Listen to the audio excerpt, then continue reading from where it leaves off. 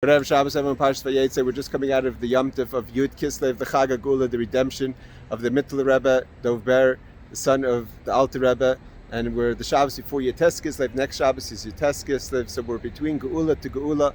And the Rebbe spoke a very powerful idea in 1965-66 about the Parsha Vayetze. We find, very rarely do we find a Parsha that has such a complete story and a beginning of an end. It starts and finishes. It's as if something goes full circle.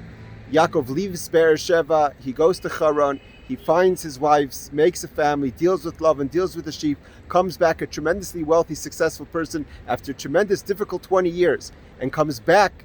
The end of the Parshas, he comes back to Eretz Yisrael, he meets the angel, he leaves the angels from Eretz Yisrael in the beginning of the Parsha, and he meets them again at the end of the Parsha. It's also the beginning of the Parsha and the end of the Parsha talk about stones.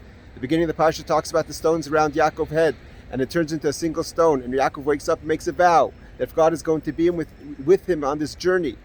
So he anoints the stone. He says this stone is going to be a Beis Elokim, a house of God. And also the end of the Parsha talks about the heap of stones that separate Lavan from Yaakov. So to put this all together, you have to understand what's the idea of Vayetze. And the Rebbe talks that Yaakov leaves Beersheba, he leaves the well of seven, the well of the seven midos, the well of the place where a person has understanding, feelings for Hashem, goes to the world of separation where Hashem is not obvious. We have to go find Hashem. He has to be Vayetze. Last week we spoke about a person has to be Mahalach, a person has to be a person of movement, but that's not enough. You have to go out, Vayetze, you have to go out of your place of comfort and go into the world and to make a dir b'tachtonim, a resting place for Hashem. And what do? We take all the separation and we turn it into a single stone. Yaakov is the idea of taking the Yud of Hashem and bringing it down to Ekev, to the heel, but also brings from the heel, he makes a single stone and brings it back to Hashem. The word Yaakov also means yibaka, to break through.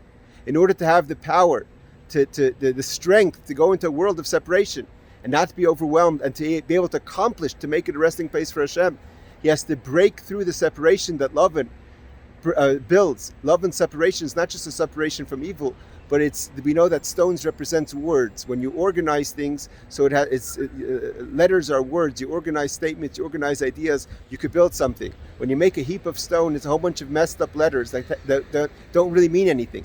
But behind that heap of stones is a great idea that Lavan's trying to protect, that it's too special to come down to this world. We know Lavan in the upper spheres is a very high level of absolute complete whiteness. There's no shape, there's no color. So to get beyond the heap of stones and to get beyond the messed up letters, to get to a single idea, Yaakov is Yibaka, he breaks through it.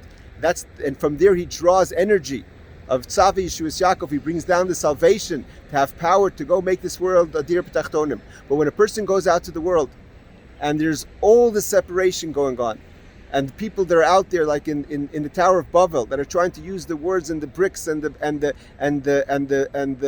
stones to build bad ideas, and Hashem doesn't allow that. The idea is to bring that Even Moas Sohabonim, the stones that the builders are disgusted with. That's the stones that Yaakov says, no, we're not going to build hate. We're going to build love. We're going to build a place of holiness, not a place of impurity, a place of kedusha.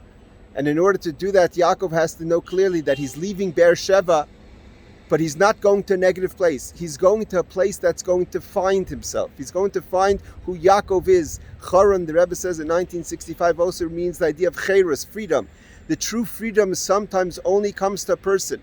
When a person goes through difficult times, when a person goes through challenges, when everything's against you, and you have to find clearly who you are. You can't just integrate different components of your life. You have to say, I'm a Jew, I'm a proud Jew. And sometimes the world screams that at you in a negative way.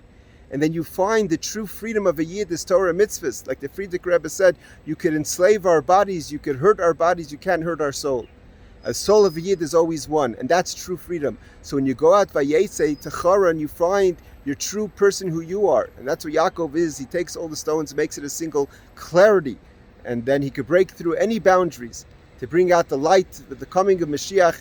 And we should have the Geula between the Shabbos, between the two Geulas, between the two redemptions, should be the Shabbos of redemption with the coming of Mashiach B'Kariv.